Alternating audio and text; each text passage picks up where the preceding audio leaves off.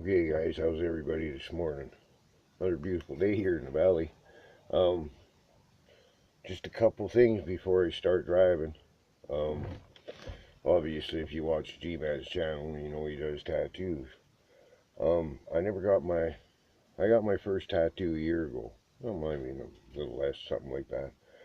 And the reason is, I didn't believe in having any identifying marks on my body. Um, I was getting booked by a lady officer one time. She asked me, and they always ask what tattoos you got, and I told her none. She looked at me all surprised. She says, "That's weird." She said, "I figured you'd be covered with them." But anyways, um, it's my first tattoo. I don't know if you can see it. It says 25 minutes to go with the noose, and the reason for that is, well, it's a Johnny Cash song, and I'm kind of partial to him, and my dad died from hanging. Anyways, Mama said yesterday I was a little upset. Well, that cop pisses me off that I was talking about. Part of the reason is that little girl when I first got her, maybe second day, something like that. We're on the farm, beautiful fucking day. Little girl should be running around chasing butterflies or something, right? 2 years old. She was sitting on a stump crying for her mummy and her daddy and her doggy. I was watching this off the porch, and boys, there's a tear running down my fucking eye.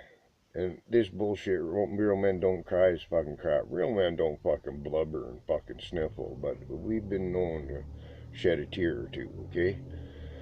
And that's when I decided I was going to make it my fucking mission to give that girl a safe, stable, happy home, and that's what I've done. So that's why I get pissed off anybody makes her cry, believe me.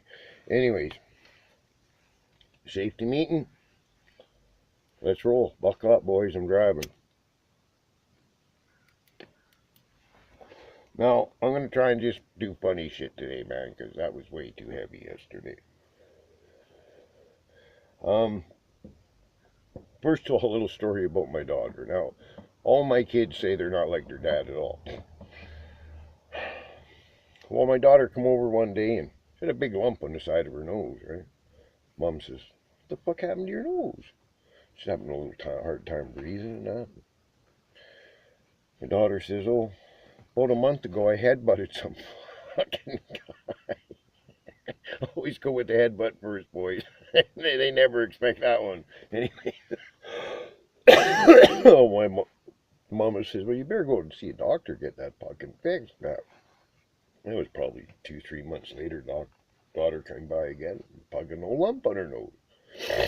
Mama says, "Oh, I seen you went and seen the doctor and got your nose fixed." My daughter says, "No, Ma, I just headbutted another guy." Fucking kid. Anyways, I mentioned that old Merc I had. Well, I was at a bar one night. I come out of the bar and some fucking kid, I don't know how old he was, whatever, sitting in the passenger driver's seat of my car. Well, I walked up nice and quiet, popped open the door, pulled him out, and just started beating that motherfucker. Well, I don't know how these things fucking happen in life, but just as I had pulled him out of the fucking car and started beating him, a fucking RCMP cruiser pulls up. Fucking cop jumps up. "Hey, what the fuck?" And I told him the motherfucker's in my car. And the cop, "Well, you can't fucking beat him like that." His cop didn't do anything. Fucking hauled him away. Ah, fuck. Another little story. Um, let's just say I don't get along with my mom very good. I haven't talked to her in probably a year or something. Anyways, one time I was in Vancouver. I had to get up the interior of BC in a fucking hurry. My mom says, "Well, I'll get you a ride fucking in a semi coming out of fucking Richmond heading into the interior." I said, "Fucking A, Mom. Okay." So I go down to this warehouse the next day, meet this fucking truck driver and everything. We're standing outside his truck. It's all loaded.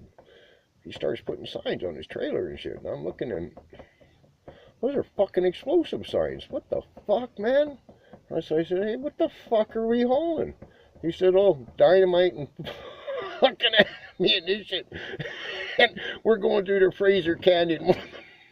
Fucking worst roads in fucking BC. Thanks, Mom. I know where your heart is.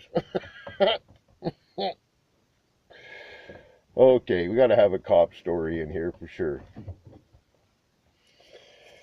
One day I was at this town called Port Moody, and it's private police, but it doesn't really matter. Anyways, having a coffee with a buddy of mine at his auto shop. I got out in the car and fucking pulled out onto the street. Well, about 3-4 cars behind me, a cop car pulled out behind, and I knew right away, motherfucker's on me. Fuck. So I pulled into a convenience store, was right there, and the cop drove by, had a smoke. Pulled back out on the fucking road, continued my way, went about 2 blocks or something. Poof. 3 fucking cop cars every fucking which way, right? Motherfucker, right? So the cop comes up to the window and he's like, "Can I see your driver's license?" My answer's always no. They never expect that. You don't know what to fucking do when you say that.